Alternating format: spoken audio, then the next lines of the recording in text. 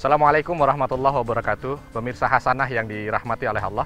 Insya Allah pada kesempatan singkat ini kita akan mencoba mempelajari tentang bagaimana tips khusyuk dalam sholat dari Rasul Shallallahu Alaihi Wasallam. Khusyuk di dalam sholat itu bukan ketika seseorang itu lupa bahwa dia itu ada di dalam dunia atau ketika dia tidak memikirkan dunia sama sekali, tidak. Tetapi khusyuk di dalam sholat itu ada dua pilar utama yang harus dia perhatikan. Yang pertama, gerakan dan bacaan dia di dalam sholat harus betul-betul sesuai dengan apa yang disunnahkan oleh Rasul. Tidak boleh ada sedikit pun yang menyimpang. Karena memang gerakan sholat dan bacaan sholat ini langsung Rasul Shallallahu Alaihi Wasallam terima dari Allah Subhanahu Wa Taala di saat beliau Mi'raj. Maka ketika ada kelebihan sedikit atau kurang sedikit, dia akan merusak sholat tersebut. Yang kedua, ketika dia sholat, dia harus pahami apa yang dia baca. Sungguh miris memang, bacaan sholat yang kalau seandainya kita gabung dari takbir sampai akhir, itu paling hanya sekitar 3 menit, tetapi banyak dari kita, umat Islam di Indonesia, bacaan yang hanya 3 menit ini, dia tidak paham apa yang dia baca. Maka PR dari kita, bagaimana kita bisa untuk memahami bacaan yang kita baca, sehingga sholat kita itu betul-betul menghadirkan hubungan antara kita dengan Allah Subhanahu wa Ta'ala. Sholat adalah salah satu pilar dalam rukun Islam. Pilar yang kedua setelah mengucapkan 2 kalimat syahadat. Sholat diwajibkan atas manusia sebagai satu berkah dan rahmat Allah Ta'ala kepada ciptaannya. أُتْلُ مَا أُوحِيَ إِلَيْكَ مِنَ الْكِتَابِ وَأَقِمِ الصَّلَاةَ إِنَّ الصَّلَاةَ تَنْهَى عَنِ الْفَحْشَاءِ وَالْمُنكَرِ وَلَذِكْرُ اللَّهِ أَكْبَرُ Wallahu ya'lamu ma tasna'un.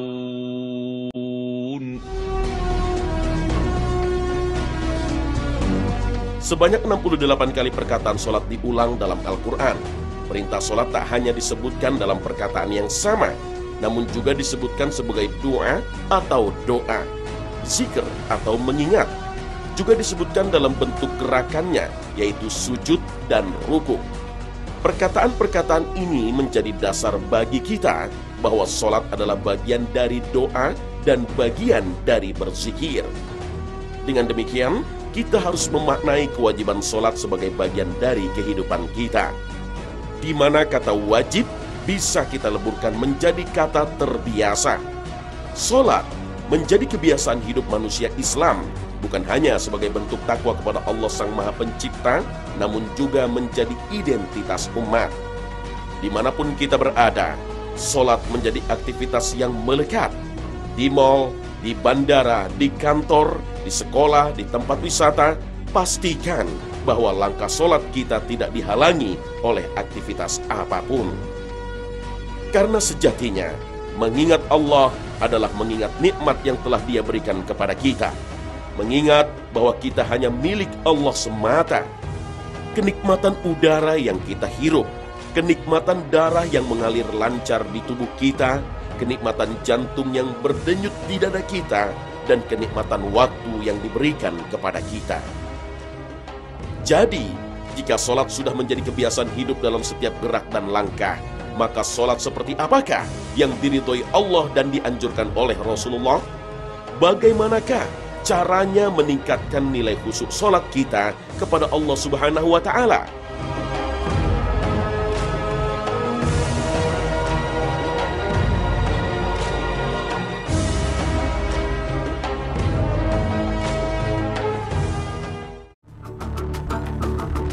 Inilah contoh 1 rakaat sholat khusyuk yang dimaksud Rasulullah. Baik, ketika kita ingin sholat, kita mencoba untuk melihat sholat Rasul Shallallahu Alaihi Wasallam. Yang pertama yang harus diwaspadai oleh kita bersama, ketika kita ingin sholat, maka gunakanlah pakaian yang terbaik yang kita miliki. Jangan gunakan pakaian sembarangan. Karena Allah Subhanahu wa taala sudah menegaskan, khudzu zinatakum 'inda kulli masjid. Pakailah pakaian terbaikmu ketika kamu ingin melaksanakan salat. Itu yang pertama. Yang kedua, salatlah tepat waktu. Dan yang ketiga, kita coba lihat begini ya, bagaimana gerakan apa yang disampaikan oleh Rasul Shallallahu Alaihi Wasallam. Karena Rasul menegaskan, sallu kama ra'aitumuni usolli. Salatlah kamu seperti kamu melihat aku salat. Tidak boleh ada satu gerakan pun yang tidak sesuai dengan apa yang disunnahkan oleh Rasul. Yang pertama adalah berdiri tegak menghadap kiblat. Kiblat di sana kita harus berdiri tegak menghadap kiblat. Tangan harus ke bawah. Tidak boleh begini, tidak boleh ke belakang. Ya, tangan harus ke bawah. Lalu pandangan melihat tempat sujud. Tidak boleh melihat depan, tidak boleh melihat atas. Bahkan ada beberapa larangan ketika seseorang itu dalam sholatnya melihat ke atas, maka dia akan dilempar oleh Allah Subhanahu wa taala, ya. Pandangan menuju ke bawah, kaki ini seluruhnya diminta untuk menghadap kiblat. Jadi dari kaki pun ini harus lurus ke arah kiblat, ya. Tidak boleh agak sedikit mencong begini atau tidak boleh juga begini. Jadi kakinya harus lurus menghadap kiblat. Setelah itu baru kalau semua posisi sudah betul-betul berdiri tegak, lalu dilanjutkan dengan dalam hatinya dia meniatkan diri bahwa dia ingin melakukan sholat. Sholat apa yang akan dilakukan? Jangan sampai ketika dia sudah sholat, dia baru bingung niat apa kira-kira. Nggak boleh. Ketika sudah, baru dia naik ke takbiratul ihram. Ada dua versi dari takbiratul ihram yang disunnahkan oleh Rasul Shallallahu Alaihi Wasallam. Yang pertama, sejajar dengan pundak, ya, tangan sejajar dengan pundak. Seperti contoh mungkin takbir Allahu Akbar, sejajar dengan pundak, dan tangan semuanya menempel, ya. Ini versi yang pertama. Yang kedua, Rasul Shallallahu Alaihi Wasallam sejajar dengan telinga, ya, diangkat sampai dengan telinga di sini, keluar, ya. Itu ketika kita takbir. Dua versi, Allahu Akbar, atau versi yang kedua, Allahu Akbar. Pandangan tetap ke bawah, tidak boleh melihat kanan, kiri, atau depan. Selanjutnya dari kalimat itu bisa ada 3 macam. Boleh bersamaan ketika takbir, Allahu Akbar, bersamaan dengan gerakan. Atau bacaan dulu baru gerakan, Allahu Akbar. Atau gerakan dulu, atau bacaan dulu baru gerakan, Allahu Akbar. Pandangan tetap ke bawah. Doa yang dia baca, selama doa yang dia baca, pandangan ke bawah. Tidak boleh ke depan, tidak boleh ke atas, tidak boleh ke samping, ataupun ke kanan, ke kiri. Pandangan tetap ke bawah. Begitu selesai dari bacaan surat pendek yang dia baca, maka setelah itu dia ruku, ya. Setelah itu dia ruku. Ketika ruku, mengangkat tangan. Lalu ketika mengangkat tangan, posisi tangan itu harus ada di lutut. Dan posisi dia ketika ruku itu harus betul-betul 90 derajat, ya. 90 derajat, lurus. Tulang punggung belakangnya itu lurus, ya. Coba kita praktekkan dari tangan di atas dada. Ingin berangkat ke ruku, Allahu Akbar, tangan persis ada di atas lutut. Tidak boleh ke bawah, tidak boleh ke atas. Kenapa? Karena patokannya ada di lutut. Kalau lutut ini pas, maka ini juga akan pas, lurus. Bahkan kalau seandainya kita letakkan minuman atau gelas yang berisi minuman, maka gelas yang berisi minuman ini tidak akan tumpah. Pandangan mata bagaimana? Pandangan mata tetap ke tempat sujud, ya. Bukan ke kuku, bukan ke tengah, bukan kemana-mana. Tempat sujud, tidak boleh bergerak. Baru setelah itu kita angkat badan kita ke atas sambil bertasbih, ya, tetapi sambil mengangkat kedua tangan, ya. Begitu dari ruku langsung naik, Sami'allahu liman hamidah, ya. Tangan kembali lurus, pandangan juga kembali ke bawah lagi, badan tetap tegak. Setelah membaca doa, ya, ketika berdiri begini, lalu lanjut ke sujud. Ada beberapa hal yang perlu diperhatikan ketika sujud, ya. Bagaimana gerakan sujud itu supaya indah? Karena gerakan sholat ini ketika kita ikuti sesuai dengan apa yang disampaikan oleh Rasul, maka gerakan itu betul-betul indah, ya. Kita lihat, begitu kita dari berdiri tegak begini, pandangan tetap ke bawah, kita langsung bertakbir untuk turun menuju sujud. Allahu Akbar, yang pertama kali kita tempelkan adalah tangan. Yang pertama kali kita tempelkan adalah tangan. Karena Rasul melarang kita ketika turun ke sujud itu seperti turunnya unta, ya. Kita turun dulu tangan, Allahu Akbar. Lalu setelah tangan, baru kedua lutut. Baru setelah itu, ini diletakkan ke depan karena nanti harus disejajarkan dengan telinga. Karena Rasul itu selalu membesarkan tangannya ketika beliau bersujud, langsung nempel, ya. Jadi ada 5 hitungan. Ada 5 hitungan. 1, 2, 3, 4. Setelah itu kaki belakang tutup. 5. Nah, karena kaki belakang tidak boleh terbuka. Ya, kita lihat. Allahu Akbar. 1. Lutut. 2. Tangan maju. 3, 4 tempel. 5 kaki belakang. Ya, ini posisi sujud. Posisi sujud, ada 7 anggota badan yang harus menempel di tempat sujud kita. 1, dahi dengan hidung. 2, 3, ya, 2 telapak tangan. Setelah itu 2 lutut. Setelah itu jari bawah kaki. Ya, jari bawah kaki. Jari bawah kaki ini semuanya harus nempel dan dia harus ditekuk supaya jari-jari ini menghadap kepada kiblat. Ya. Dan di belakang itu kaki tidak terbuka begini, tapi nempel. Setelah ini dia baca doa sujud dengan tumak ninah. Baru setelah itu dia bangun untuk duduk di antara 2 sujud. Allahu Akbar. Iya. Setelah duduk di antara 2 sujud, dengan posisi duduk itu di atas kaki kiri dan kaki kanan ditegakkan, ya. Lalu dia membaca doa di antara 2 sujud dengan tumak ninah. Setelah itu kembali ke posisi sujud, ya. Langsung sujud. Allahu Akbar. Ingat, ada beberapa larangan yang dilarang oleh Rasul SAW ketika seseorang itu sujud. Yang pertama, dia tidak boleh sujud seperti sujudnya anjing. Bagaimana sujudnya anjing? Sujudnya anjing itu ketika dia sujud, tangannya ditempelkan ke bawah. Tangannya ditempelkan ke bawah. Ini dilarang. Lalu bagaimana? Dia harus menaikkan tangannya seperti ini. Bahkan Rasul SAW ketika sujud dengan menaikkan tangan seperti ini, kalaupun ada anak kambing yang ingin lewat di antara tangannya, itu bisa lewat. Dan beliau terlihat, ya, bahagian dalam sini terlihat. Jadi ketika sujud beliau mengangkat tangan. Ini jika memungkinkan. Tetapi kalau seandainya sholat jamaah yang tidak memungkinkan, maka disesuaikan saja. Dengan syarat tidak menempel lengannya ini di tempat sholatnya atau di lantainya. Ya. Baru setelah itu langsung kita akan duduk tasyahud akhir, ya. Allahu Akbar. Ya. Duduk tasyahud akhir berbeda dengan duduk di antara 2 sujud atau duduk di tasyahud awal. Kalau duduk di tasyahud akhir, dia tidak duduk di atas kaki kirinya, tetapi dia duduk di atas lantai. Kaki kirinya dia majukan ke depan, tapi posisi kaki kanan tetap berdiri tegak dengan jari-jari ditekuk. Ya. Lalu posisi mata kemana? Ketika seperti ini, posisi mata tetap masih melihat kepada tempat sujud, tidak berubah. Posisi mata tetap melihat ke tempat sujud. Kecuali ketika nanti tangan ini, ketika tasyahud akhir, tangan mulai diangkat, maka mata mulai melihat ke tangan, ya. Mulai mata melihat ke tangan, bukan tangan, telunjuk ini, ya. Ketika kita tasyahud akhir, ya, kita angkat telunjuk kita, maka mata kita yang tadinya melihat kepada tempat sujud berubah melihat ke telunjuk. Boleh dipraktekkan, langsung diangkat telunjuknya. Nah, begitu telunjuk ini diangkat, maka mata langsung melihat ke telunjuk. Dan Rasulullah SAW menegaskan bahwa gerakan tangan ketika orang itu bertasyahud itu jauh lebih ditakuti oleh setan daripada pukulan gada dari neraka. Ya. Baru setelah itu, ya, setelah selesai dia bacaan doa tasyahud akhir, maka dia selesaikan dengan salam. Ya, maka dia selesaikan dengan salam. Ketika salam, tangan juga yang tadinya dia sudah posisi menunjuk, dia normalkan kembali. Baru setelah itu salam ke kanan sekali, salam ke kiri sekali. Ya. Assalamualaikum warahmatullahi wabarakatuh. Assalamualaikum warahmatullahi wabarakatuh. Kalau gerakan ini disesuaikan dengan apa yang disampaikan oleh Rasul SAW, maka 1 poin dari sholat khusyuk itu bisa kita amalkan.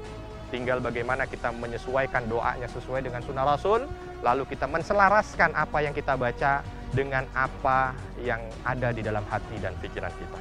Semoga ini bisa membantu para pemirsa sekalian bisa meraih kekhusyuan di dalam sholat, sehingga kita bisa mendapatkan keberkahan dari Allah Subhanahu wa Ta'ala. Assalamualaikum warahmatullahi wabarakatuh. Betapa besar kasih sayang Allah kepada hambanya. Hanya dengan mengingat Allah, Allah janjikan bermacam hal kepada kita. Kasih sayangnya, ridhonya, rizki di dunia dan akhirat, bahkan surganya. Semua hanya semudah mengingat Allah dengan melaksanakan sholat khusyuk.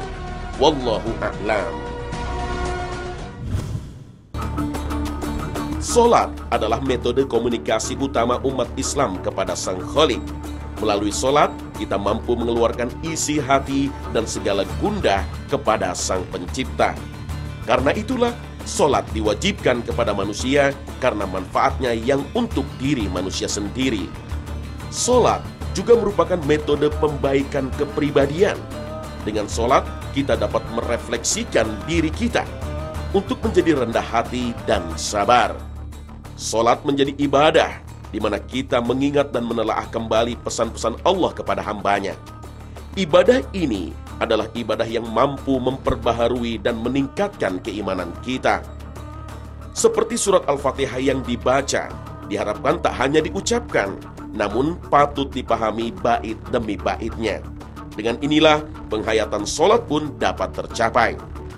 Dalam firman Allah lainnya, Allah mengingatkan kita akan solat sebagai benang merah yang menghubungkan dunia dan akhirat.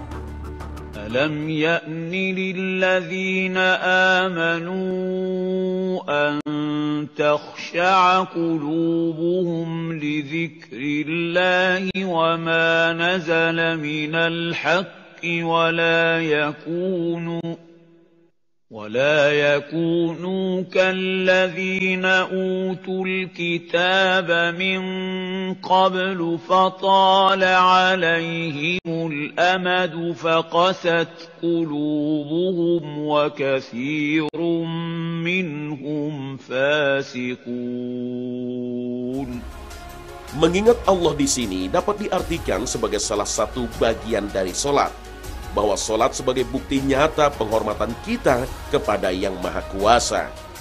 يا أيها الذين آمنوا اركعوا واسجدوا واعبدوا ربكم وافعلوا الخير لعلكم تفلحون. Proses solat dari berdiri, ruku, sampai kita melakukan sujud adalah tanda dari merendahkan hati dan diri kita. Gerakan-gerakan inilah yang seharusnya membuat kita sadar bahwa semakin banyak kita melakukan gerakan solat, kita akan menjadi semakin rendah diri. Dan puncak dari kerendahan diri itu adalah saat kita bersujud kepada Allah, bahwa Allah adalah Tuhan semesta alam dan kita hanyalah ciptaannya, miliknya. Dengan demikian, solat harus juga dimaknai sebagai tempat untuk melepaskan segala kesombongan diri. Rasulullah bersabda, kepada muslim yang berwudu secara sempurna, lalu sholat 2 rakaat dengan wajahnya dan hatinya secara khusyuk, maka surga adalah hadiah baginya. Hadis riwayat Abu Dawud. Dalam hadis ini, Rasul memberitahu kita bahwa sholat harus dilakukan dengan hati yang juga sedang sholat, bukan sedang mengingat pekerjaan, keluarga, dan lainnya. Dan untuk memulai sholat yang khusyuk haruslah dimulai dengan menyempurnakan cara berwudu kita, mulai dari niat hingga cara membasuh anggota tubuh kita. Inilah langkah pertama perwujudan dari sholat yang khusyuk. Dalam firman Allah lainnya, Allah Azza wa Jalla menjelaskan bagaimana kita dapat meraih kekhusyuan dalam sholat. Dan mintalah pertolongan kepada Allah dengan sabar dan mengerjakan sholat. Dan sesungguhnya yang demikian itu sungguh berat, kecuali bagi orang-orang yang khusyuk, yaitu orang-orang yang meyakini bahwa mereka akan menemui Tuhannya dan bahwa mereka akan kembali kepadanya. Al-Quran Surah Al-Baqarah ayat 45 hingga 46. Kematian rupanya telah digariskan sebagai jembatan kesadaran manusia untuk kembali mengingat Allah. Karena dengan mengingat kematian, jiwa setiap manusia akan otomatis terpanggil untuk khusyuk. Orang yang mengingat kematian berada pada titik memiliki keyakinan penuh kepada Allah. Orang yang menyerahkan hidup dan matinya hanya untuk Allah, sehingga semua amal ibadahnya, zakatnya, puasanya, sholatnya benar-benar dirasakan sebagai sebuah perjalanan untuk berkomunikasi secara langsung kepada Allah. Nilai khusyuk akan bertambah jika kita dapat betul-betul memaknai doa dan firman Allah yang kita ucapkan. Saat kita mengucapkan takbir, kita harus benar-benar meyakini takbir itu, bahwa hanya Allah yang maha besar. Sebuah ikrar yang menyatakan kebesarannya. Saat kita membaca surah Al-Fatihah, kita pahami satu persatu kata dalam setiap ayatnya. Seperti saat kita mengucapkan Alhamdulillahirrabbilalamin, kita harus paham makna dari ayat tersebut dan memaknainya dengan benar. Kita memanjatkan puji dan bersyukur kepada Allah sebagai Tuhan alam semesta. Lalu dilanjutkan dengan Ar-Rahmanir-Rahim, Maha Pengasih dan Maha Penyayang. Kita rasakan dalam jiwa kita seberapa besar kasih sayang Allah kepada kita. Maliki Yaumiddin, Raja dari hari pembalasan. Demikian pula dengan setiap ayat lainnya dari surah yang akan kita baca. Kemudian saat kita ruku, kita menundukkan diri kita sebagai bentuk penghormatan. Dan bentuk penghormatan kita yang paling utama adalah saat kita bersujud. Di saat yang bersamaan kita pahami setiap kata yang kita ucapkan, doa yang kita panjatkan. Doa sujud Nabi seperti yang diriwayatkan oleh Abu Dawud, Subhana rabbiyal a'la wa bihamdihi. Keagungan hanya milik Allah semata. Dalam hadis riwayat Bukhari dan Muslim, doa sujudnya agak lebih panjang. Subhanaka Allahumma rabbana wa bihamdika Allahumma ghfirli. Keagungan hanya milik-Mu ya Allah, ya Tuhan kami, dan segala pujian hanya untuk-Mu ya Allah, ampunilah kami.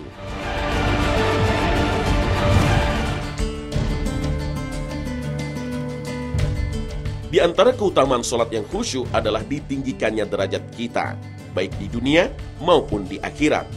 Allah Azza wa Jalla melihat manusia dari imannya, sehingga kekhusyuan kita dalam melaksanakan sholat menjadi amalan yang utama agar sholat kita dapat diterima. Mereka bertasbih kepada Allah di masjid-masjid yang telah diperintahkan untuk dimuliakan dan disebut namanya di dalamnya pada waktu pagi dan waktu petang. Laki-laki yang tidak dilalaikan oleh perniagaan dan tidak pula oleh jual beli dari mengingat Allah, dan dari mendirikan sembahyang, dan dari membayarkan zakat. Mereka takut kepada suatu hari yang di hari itu hati dan penglihatan menjadi goncang. Mereka mengerjakan yang demikian itu supaya Allah memberikan balasan kepada mereka dengan balasan yang lebih baik dari apa yang telah mereka kerjakan. Dan supaya Allah menambah karunia-Nya kepada mereka, dan Allah memberi rezeki kepada siapa yang dikehendakinya tanpa batas. Al-Quran Surah An-Nur ayat 36 hingga 38.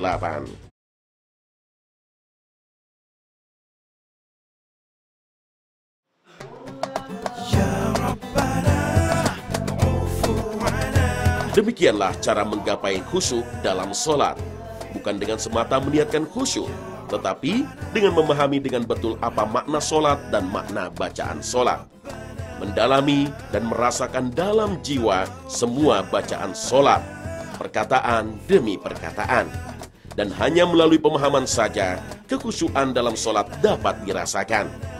Semoga episode ini bermanfaat bagi kita semua, agar kita terjauh dari sifat riya dalam sholat, dan lebih dekat kepada Yang Maha Esa. Terima kasih atas perhatian Anda. Wabillahi taufiq wal hidayah. Wassalamualaikum warahmatullahi wabarakatuh.